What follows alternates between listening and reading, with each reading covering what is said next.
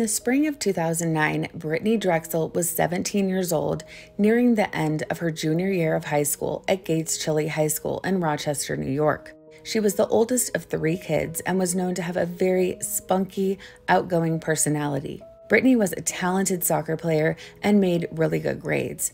She had a boyfriend named John who she had been with for a few years, and she loved doing hair and makeup. She was taking cosmetology classes in high school and had her sights on becoming a nurse or a cosmetologist after graduation. She was known as being very positive and energetic. It was rare that she didn't have a smile on her face. Brittany was a very small girl at 5'3" and only 103 pounds. She was born with a degenerate disease in her right eye, which caused her to eventually lose all sight in that eye. She wore colored contacts to mask that it tended to wander, and with her olive skin and light blue contacts, she was just a strikingly beautiful girl. Brittany's mother, Dawn, and her stepfather, Chad, were going through a divorce at the time, and Brittany had been struggling with depression over their split. Chad had married her mother when Brittany was just 3 years old, and he was the only father that she had ever known until just recently. Brittany's biological father, John, had moved to Florida when she was little. Over the past year, they had reconnected and traveled to see each other, making up for lost time. Her relationship with her boyfriend was also on and off, and Brittany was struggling with her emotions and began taking antidepressants. Her behavior had become increasingly worrisome to her parents. She was sleeping more than usual, skipping school, and even overdosed twice on her mother's pain pills. Everyone assumed that she was just struggling with her parents' divorce and the rough patch with her boyfriend. That April, Brittany asked her mother, Dawn, if she could go with some friends to Myrtle Beach, South Carolina for spring break. It was a yearly tradition for kids from that area to travel down and hang out on the beach and party. Dawn recalls that she had a very ominous feeling about the trip and was concerned about the lack of parental supervision and the fact that she didn't know the girls that Brittany wanted to go with. This answer did not sit well with Brittany, and she and her mom fought for days over the decision. Dawn told Brittany that she had a bad feeling that, quote, something was going to happen. Brittany continuously pled with her mom and was infuriated over her answer. Then, unfortunately, like so many teenagers do, she decided she was going to go anyway and lie to her mother about where she was going to be. She told her mom that she wanted to stay with a friend for a few days to give herself some distance and calm herself down from all of the arguments that they've been having over going to Myrtle Beach. Brittany even had someone speak to her mother on the phone, posing as a parent and reassuring Dawn that everything would be fine. Feeling relieved that Brittany would be spending spring break with her friends and their parents, she agreed to let Brittany stay over the week. Unbeknownst to Dawn, she had been speaking to one of Brittany's friends as a part of her plan to sneak down to Myrtle Beach. With her mom now granting permission and seeing an opportunity, she jumped in the car with 3 girlfriends and headed down to South Carolina. Brittany's decision to sneak away for some spring break fun despite her parents' wishes would ultimately seal her fate. On April 22, 2009, Brittanee Drexel and her friends left New York and drove down to Myrtle Beach. They arrived on April 23rd, where they checked in at the Bar Harbor Hotel on Ocean Boulevard, which is the main busy strip that runs north and south along the coastline. Brittany kept in constant touch with her boyfriend John, texting him several times an hour. He recalled that the first day they arrived, Brittany was having an amazing time. They laid out on the beach during the day and went out to clubs at night. At the time, it was relatively easy for teenagers to get into most of the bars during spring break. At one of these clubs, Brittany ran into a guy she knew from back home, Peter Brazowitz. He was a 20-year-old club promoter and was spending spring break in Myrtle Beach with several of his friends as well. By the second day of their vacation, Brittany was no longer having a good time. She was not getting along with the friends that she had traveled down with and was telling her boyfriend that she was miserable and wanted to come home. Because of the friction between the girls, Brittany started hanging out with Peter and the other guys from Rochester, who were staying about 1.5 miles down the strip at the Blue Water Resort. Hey, Britt. What? On April 25th, Brittany called her mother Dawn around 1 p.m. and told her she was at the beach. Her mother assumed she was referring to a beach at a lake near her home in New York. She told her mom that she was staying at a friend's house that last night to hang out and watch movies. Before they hung up, Brittany told her mom that she loved her and she would see her the next day. Around 8:30 p.m., Brittany is seen walking into the Blue Water Resort to see Peter and his friends. While Brittany was hanging out with them, they noticed that she became visibly annoyed at a text that she received. She told them that one of the friends she was in Myrtle Beach with texted her and demanded that Brittany return the shorts that she had borrowed and was currently wearing. It's reported that this friend wanted Brittany to come all the way back to their hotel and return the shorts so that the other girl could wear them out later that night. At 8:48 p.m., she is captured on the hotel camera walking out of the building to trek the 1.5 miles back to the Bar Harbor Hotel. She was wearing the black, ever so important shorts, a multicolored top, flip-flops, and a beige purse. As she left the hotel, she was texting her boyfriend, John. She texted him that she was heading back to her hotel and that she planned on packing up her things when she got back and going home the next morning. The trip wasn't what she expected it to be, and she was just ready to come home. Shortly after 9 p.m., Brittany was caught on the street cam around 11th Avenue and Ocean Boulevard, which is about halfway back to her hotel. Around that time, her text to her boyfriend, John, abruptly stopped. He continued to text her with growing concern and messaged her that if she didn't respond shortly, he was going to contact her mother and let her know that she had lied about going to Myrtle Beach. Brittany never responded. By 11 p.m., John had called Brittany's mother and told her that Brittany had gone to South Carolina without her permission and that he had lost contact with her.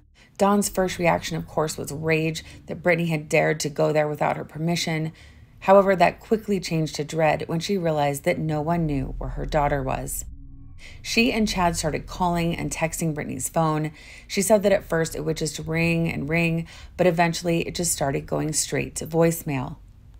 After not getting a response, they called the Rochester Police Department.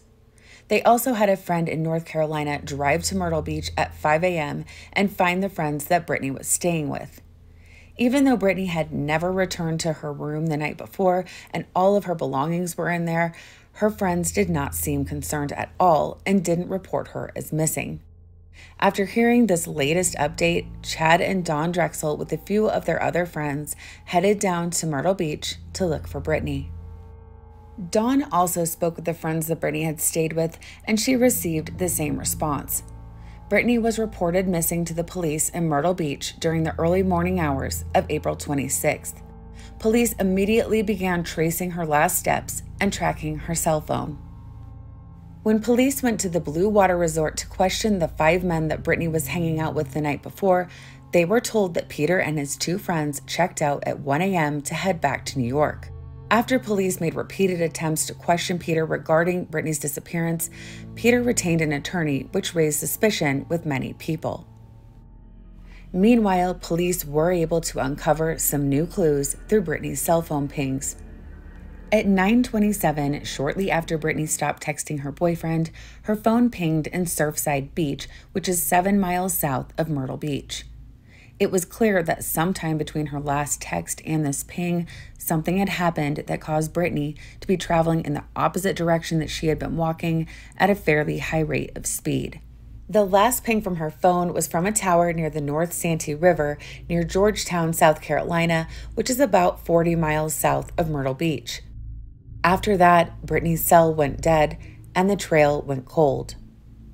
Brittany's parents traveled the main strip between the Bar Harbor Hotel and the Blue Water Resort over and over looking for any sign of her. Dawn was increasingly filled with despair and said that she instinctively knew that Brittany's lapse in judgment to sneak down to Myrtle Beach most likely cost her her life. By 10 a.m., searchers with dogs, ATVs, and boats were combing through the North Santee River area near the Pole Yard Landing boat dock. They searched until sundown, but there was no sign of Brittany. Dawn recalled that she was completely numb and in disbelief when Brittany first disappeared. In the following weeks, searches were continued in the water and in the woods surrounding the location of her last cell phone ping. Brittany's family and friends stayed down in Myrtle Beach, passing out missing flyers and holding candlelight vigils. It's been horrible because I don't know where she is. I don't know if she's alive. She left all her clothing, her hair stuff, everything. It's just not like Brittany. Something's wrong. Back in Brittany's hometown, rumors ran wild and many people openly voiced their suspicions about the friends Brittany had traveled down with and Brittany's friend Peter. On May 11th, Dawn and Chad Drexel appeared on the Dr. Phil show. Peter Brazowitz and his attorney came on the segment as well. Peter said that Brittany came to their room at the Blue Water Resort while they were watching a Yankees game. He recalled that Brittany got into an argument with her friend Jen over her shorts and then left their room to walk back to her hotel. Peter's attorney explained that Peter had tried to talk her into staying, but she insisted that she had to go back and that she was fine. They also divulged on the show that Peter had given a DNA test to the Myrtle Beach police. Even though Peter was officially cleared by police, many people continued to be suspicious and pushed that narrative all over social media for years to come. Police continued doing searches in the following months, including using cadaver dogs, and eventually Dawn decided to sell her house in New York and move down to Myrtle Beach so that she could look for Brittany every day. In August of 2011, there was some buzz around a possible new lead. Police executed a search warrant for hours on an apartment belonging to Raymond Moody, a 51-year-old registered offender with a very disturbing criminal record of assaults on minor girls. Moody lived in the Sunset Lodge Apartments in Georgetown and had served 21 years in prison for those assaults. The day after Brittany disappeared, Moody was pulled over for speeding in Surfside Beach. However, investigators stated they did not have enough evidence to name him as an official suspect at that time. In the years that followed, Brittany's family and friends tried to remain hopeful, even though they didn't seem to be any closer to finding out what happened to her. Dawn spoke about how difficult it was not knowing if her daughter was dead or if she was being held somewhere trying to come home. On June 8, 2016, the FBI held a press conference where they announced they had new information on what happened to Brittany. The press conference was held in McClellanville, which is a fishing town between Charleston and Georgetown, South Carolina, about 50 miles southwest of Myrtle Beach. Thank you.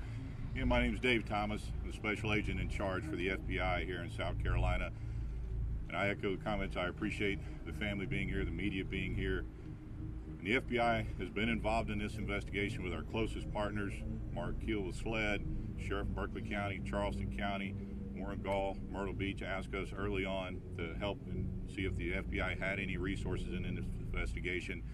And the agents and the investigators have worked tirelessly from day one on this investigation.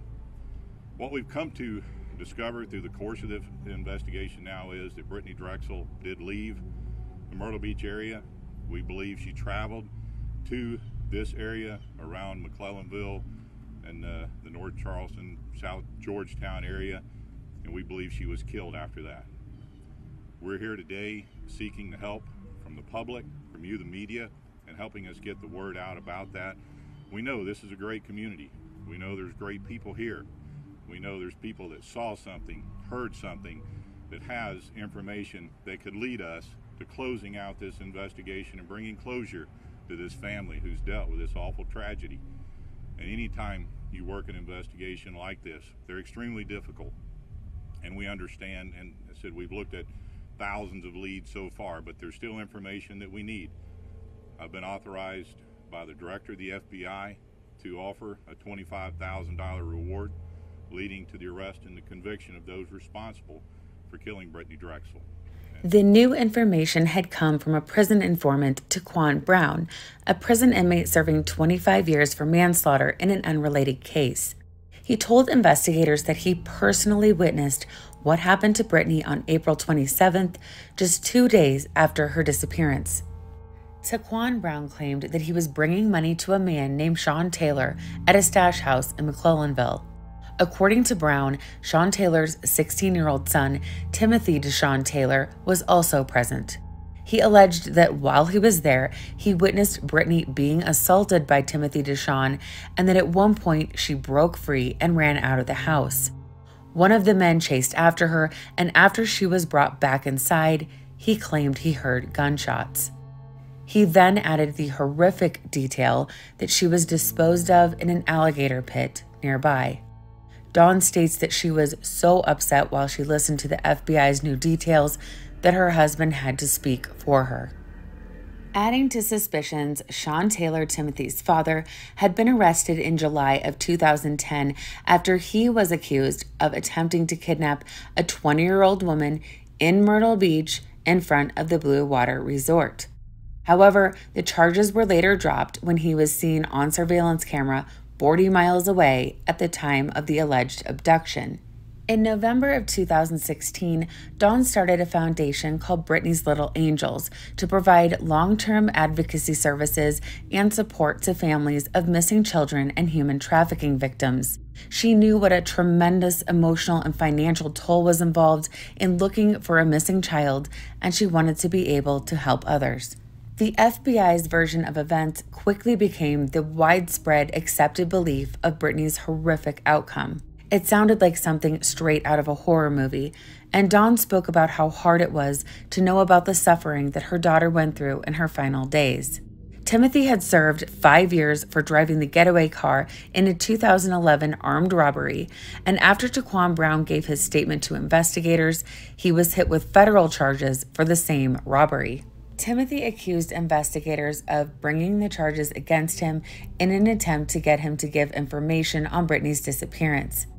He adamantly denied any involvement.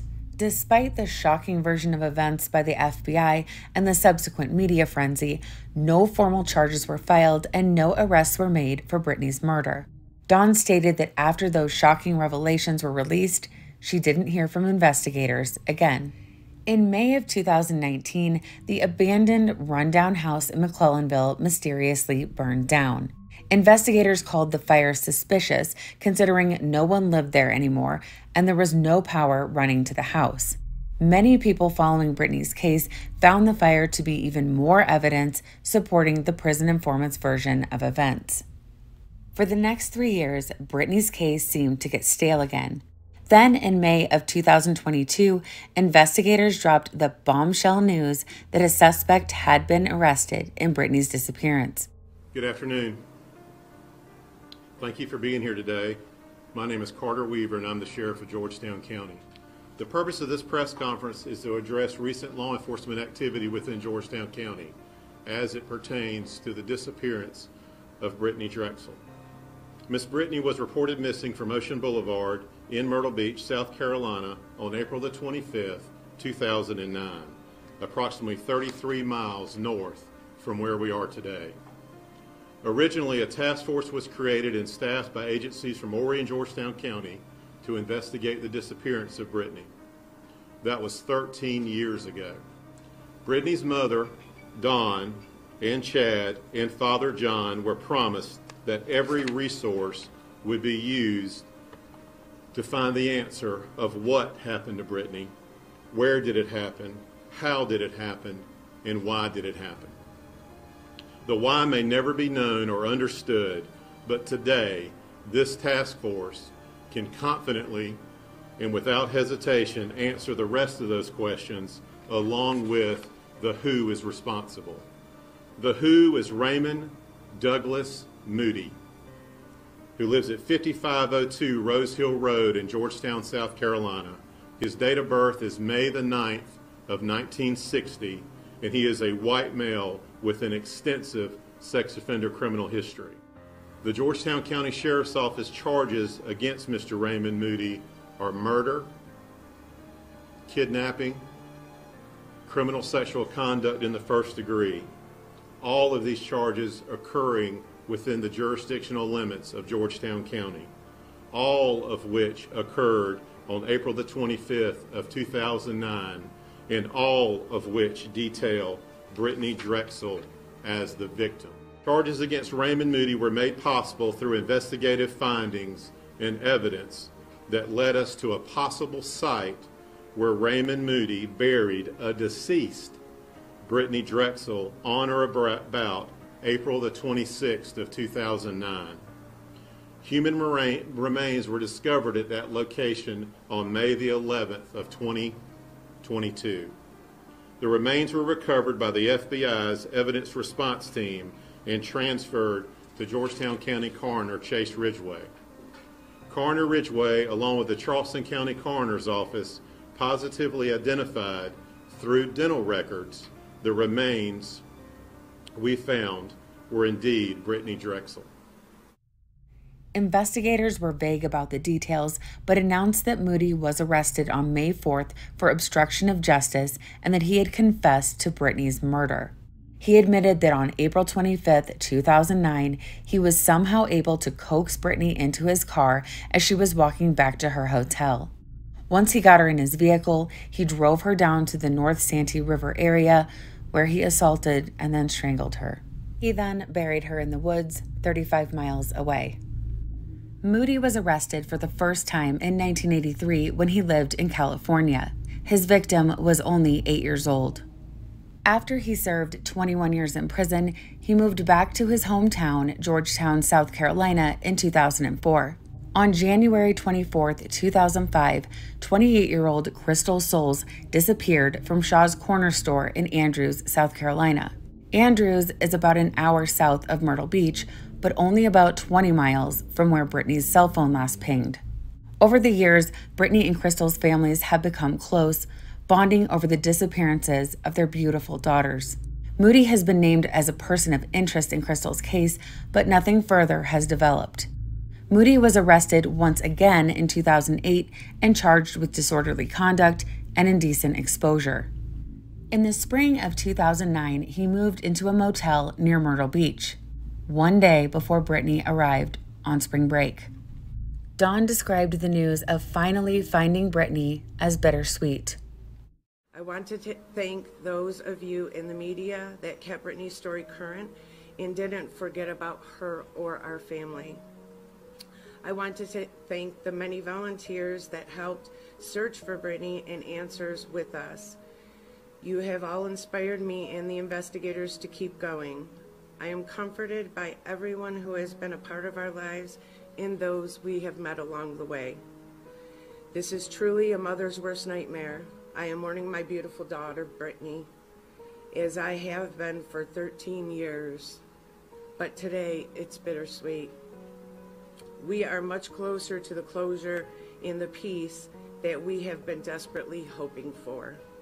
Today marks the beginning of a new chapter. The search for Brittany is now a pursuit of Brittany's justice. And thank you all. Thank you for everything you've done. I know I'd break up, but it is bittersweet, and we have a little more closure than what we wanted.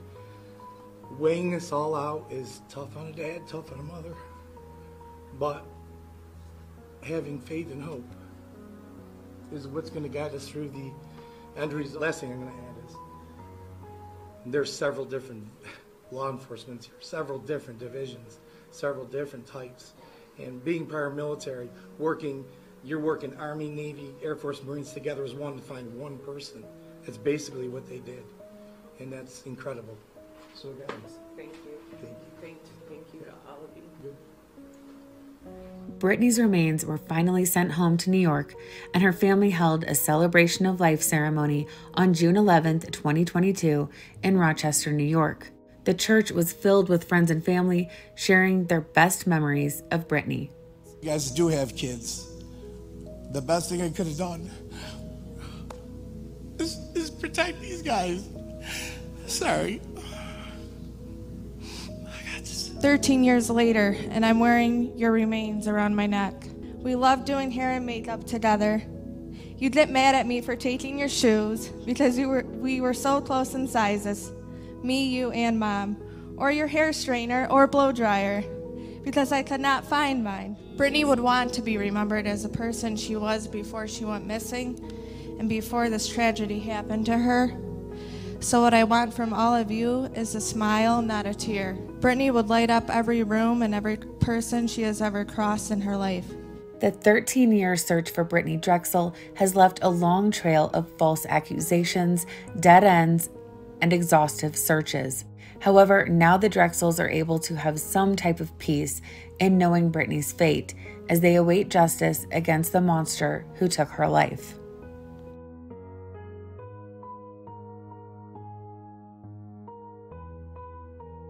If you enjoyed this video, please subscribe and hit the notification bell to be notified of our future videos. Due to the nature of my content, many of our videos are ad-free and unmonetized. To help us continue doing what we do, please consider joining our Patreon, where we have exclusive lives, groups, and True Crime and Wine every Wednesday.